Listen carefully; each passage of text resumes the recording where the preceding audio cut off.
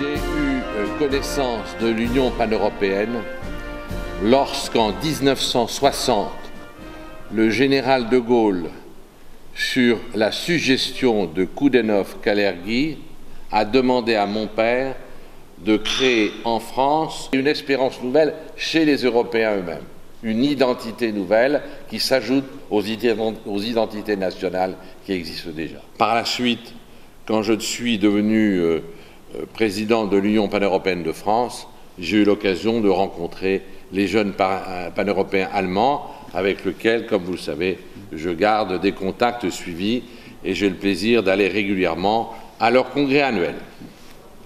La France et l'Allemagne sont les piliers de l'Union européenne.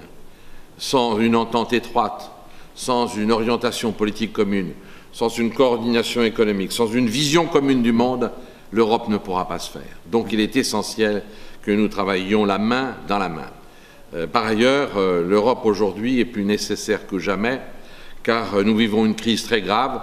Je l'ai évoqué à l'occasion de notre Assemblée générale, en interne, en externe.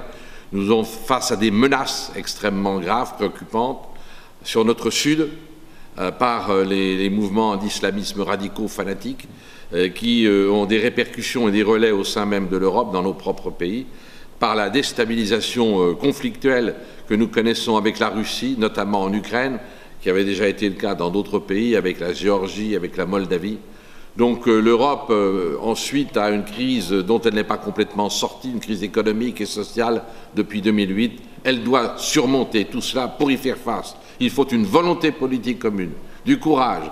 C'est le rôle de la pan-Europe qui a toujours été en avant-garde du combat européen. Nécessité absolue. Il n'y a pas d'autre possibilité. Vive l'Europe!